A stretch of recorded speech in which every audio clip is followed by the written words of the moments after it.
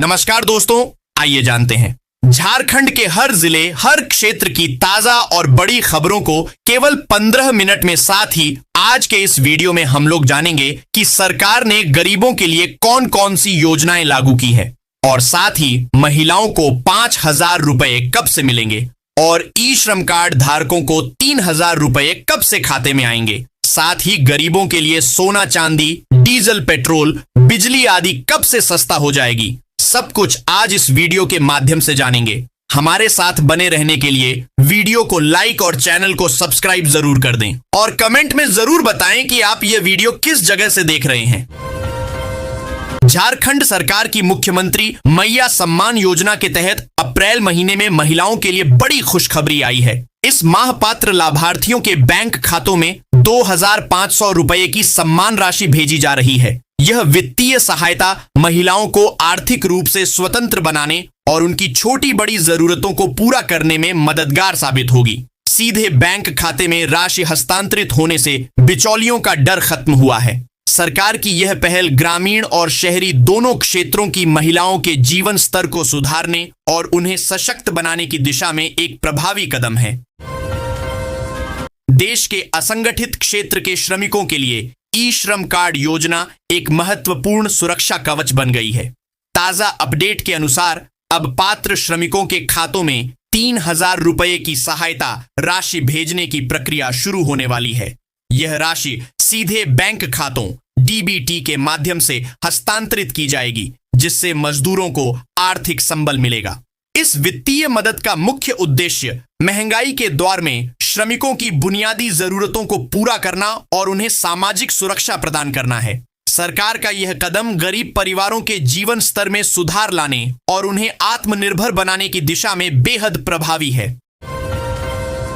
झारखंड की राजधानी रांची की विकास यात्रा में शुक्रवार को एक नया अध्याय जुड़ गया, जब केंद्रीय सड़क परिवहन एवं राजमार्ग मंत्री नितिन गडकरी ने वीडियो कॉन्फ्रेंसिंग के माध्यम से 303 करोड़ रुपए की 2 महत्वपूर्ण राष्ट्रीय राजमार्ग परियोजनाओं का शिलान्यास किया। जबकि रांची में आयोजित समारोह में रक्षा राज्य मंत्री संजय सेठ ने रिमोट दबाकर योजनाओं की आधारशिला रखी। इन परियोजनाओं के तहत राष्ट्रीय राजमार्ग 33 पर रामपुर चौक के पास भूमिगत टनल और इरबा स्थित विकास चौक पर आधुनिक ओवरब्रिज का निर्माण किया जाएगा।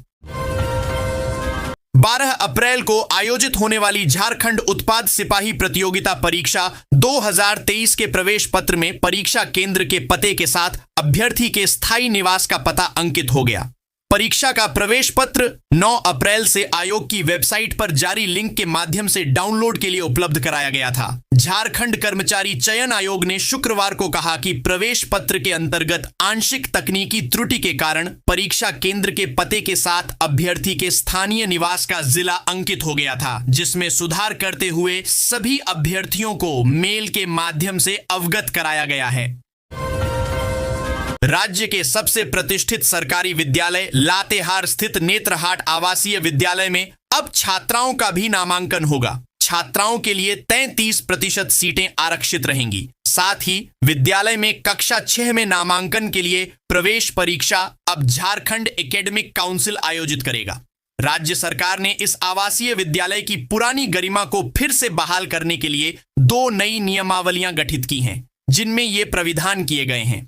कैबिनेट की स्वीकृति के बाद दोनों नियमावलियां अधिसूचित कर दी गईं। जामुमो ने कोषागार से अवैध निकासी मामले में भाजपा के आरोपों का जवाब दिया है। जामुमो का कहना है कि यह मामला 14 साल पुराना है और इसकी जड़ें रघुवर सरकार के कार्यकाल से जुड़ी हैं। पार्टी ने भाजपा पर राजनीतिक दांव खेलने का आरोप लगाया, जबकि हेमंत सरकार भ्रष्टाचार के प्रति जीरो टॉलरेंस नीति पर काम कर रही है और दोषियों को बख्शा नहीं जाएगा। डीजीपी ने रांची शहरी क्षेत्र की सुरक्षा और अपराध नियंत्रण के लिए सीसीटीवी निगरानी को व्यवस्थित करने हेतु एक उच्च स्तरीय समिति बनाई है। डीजीपी ने नवगठित उच्च स्तरीय समिति को रांची के शहरी क्षेत्र की सुरक्षा व्यवस्था व अपराध नियंत्रण के लिए स्थापित सभी सीसीटीवी कैमरों की गुणवत्ता की समीक्षा का निर्देश दिया है। लगाए गए कैमरों का रिजोल्यूशन बढ़ाने व नए स्थानों पर कैमरा स्थापित करने के लिए स्थल चयन करने को कहा है। राज्यपाल संतोष कुमार गंगवार ने सूचना आयुक्तों की नियुक्ति पर सहमति नहीं दी है। उन्होंने सरकार से सर्वोच्च न्यायालय के अंजलि भारद्वाज मामले के आदेश और आरटीआई एक्ट के प्रावधानों की समीक्षा करने को कहा है। राज्य सरकार ने सूचना आयुक्तों के 4 पदों के लिए नामांकन की अनुशंसा राज्यपाल को भेजी थी, जिनमें 3 किसी न किसी पार्टी के थे। एचईसी को ईएसआई विभाग ने डिफॉल्टर घोषित किया है, जिससे 500 अस्थायी कर्मचारियों का इलाज ठप हो गया है। कंपनी ने 9 महीने से ईएसआई फंड जमा नहीं किया है, जबकि 26 महीने से वेतन भी अनियमित है। इस संबंध में ईएसआई के डिप्टी डायरेक्टर राजेंद्र टुडू ने एचईसी प्रबंधन से बातचीत कर जल्द भुगतान सुनिश्चित करने को कहा है। अस्थायी कर्मियों से संबंधित लेखा जोखा ईएसआई कार्यालय में जमा करने का निर्देश प्रबंधन को मिला। वेतन भुगतान की अनियमितता ने कर्मचारियों की परेशानियों को और बढ़ा दिया है। झारखंड हाई कोर्ट ने बिहार राज्य वित्त निगम के कर्मचारियों को छठे वेतन आयोग का लाभ देने का आदेश दिया है। कोर्ट ने स्पष्ट किया कि निगम अपने कर्मचारियों के वेतन और सेवा शर्तें तय करने के लिए स्वतंत्र है और इसके लिए राज्य सरकार की मंजूरी आवश्यक नहीं है। अदालत ने अपने आदेश में स्पष्ट किया है कि निगम अपने कर्मचारियों के वेतन और सेवा शर्तों को तय करने के लिए स्वतंत्र है और इसके लिए राज्य सरकार की मंजूरी जरूरी नहीं है। अदालत ने इस मामले में एकल पीठ के आदेश को सही ठहराते हुए कहा कि आदेश में कानूनी त्रुटि नहीं है। इसके बाद अदालत ने निगम की अपील याचिका को खारिज कर दिया। झारखंड सरकार अस्पतालों से बायोमेडिकल वेस्ट के सुरक्षित निस्तारण हेतु नई गाइडलाइन बना रही है। इसमें कचरे के उठाव से लेकर निस्तारण तक बारकोडिंग और जीपीएस ट्रैकिंग होगी। स्वास्थ्य विभाग के अपर मुख्य सचिव अजय कुमार सिंह ने शुक्रवार को राज्य में बायोमेडिकल वेस्ट के सुरक्षित और वैज्ञानिक निस्तारण को लेकर पदाधिकारियों के साथ बैठक की, जिसमें नई कॉम्प्रिहेंसिव गाइडलाइन तैयार करने पर जोर दिया गया। रांची हाई कोर्ट ने सुखदेव नगर में अतिक्रमण हटाने के बजाय सीधे घर ध्वस्त करने पर प्रशासन से नाराजगी जताई। अदालत ने पूछा कि कब्जा हटाने की बजाय संरचना क्यों तोड़ी गई और प्रार्थी से भी तथ्यों को छिपाने पर जवाब मांगा। अदालत ने हस्तक्षेपकर्ताओं पीड़ितों की याचिका स्वीकार करते हुए उन्हें मामले में प्रतिवादी बनाया और सीओ के शो काज पर जवाब दाखिल करने का निर्देश दिया है। राज्यपाल संतोष कुमार गंगवार सूचना आयुक्तों की नियुक्ति पर विधिक राय ले रहे हैं। झारखंड हाई कोर्ट में 13 अप्रैल को सुनवाई है, इसलिए 11 अप्रैल तक गवर्नर का निर्णय आ सकता है। राज्य सरकार ने कमेटी की अनुशंसा पर वरिष्ठ पत्रकार अनुज सिन्हा के अलावा जामुमो के आईटी सेल प्रभारी तनुज खत्री, प्रदेश कांग्रेस महासचिव अमूल्य नीरज खलखो तथा प्रदेश भाजपा के मीडिया प्रभारी शिवपूजन पाठक के नाम स्वीकृति के लिए भेजे हैं। झारखंड के Gumla chamber of commerce Gumla का एक प्रतिनिधि मंडल शुक्रवार को उपायुक्त प्रेरणा दीक्षित से समाहरणालय स्थित उनके कार्यालय में शहर की प्रमुख समस्याओं को लेकर मुलाकात की, जिसमें व्यापारियों को ट्रैफिक के कारण नो एंट्री से हो रही है परेशानी की जानकारी दी गई। सुबह 6 बजे से रात के 8 बजे तक नो एंट्री लगाई गई है। इस विषय पर अपनी बात रखते हुए चेंबर के प्रतिनिधियों ने कहा कि 4 चक्का वाहनों को नो एंट्री से पूर्णतः छूट दिया जाए और नो एंट्री के समय में थोड़ा संशोधन किया जाए, जिससे जिला मुख्यालय के व्यापारियों को कठिनाइयों का सामना नहीं करना पड़े। झारखंड के पलामू जिले में 41,681 लाभुकों को अयोग्य पाए जाने पर राशन कार्ड से नाम डिलीट कर दिया गया, जबकि 12,689 लाभुक ऐसे पाए गए जिनका आधार कार्ड संदेहास्पद पाया गया। पिछले कई वर्षों से राशन का लाभ उठा रहे थे। बताया जाता है कि इसके अलावा दूसरे जगहों से भी राशन का उठाव किया जा रहा था। विभागीय सूत्रों के अनुसार राशन कार्ड मैनेजमेंट सिस्टम के माध्यम से 1,985 लोगों को चिन्हित कर नाम हटाया गया है। झारखंड के रांची जिले में डॉक्टर्स वाइफ एसोसिएशन की ओर से कर्मटोली स्थित IMI हॉल में आयोजित 2 दिवसीय दवा मेले का शुभारंभ शुक्रवार को हुआ। मेले का उद्घाटन गांडेय विधायक सह मुख्यमंत्री हेमंत सोरेन की पत्नी कल्पना सोरेन ने किया। इस मौके पर कल्पना सोरेन ने कहा कि डॉक्टर्स महिला शक्ति के प्रयास से एक छत के नीचे देश के अलग अलग राज्यों से हमारी मजबूत महिलाएं यहां आई हैं। वे अपनी अलग अलग हुनर और प्रतिभा को बखूबी सबके सामने प्रस्तुत कर रही हैं।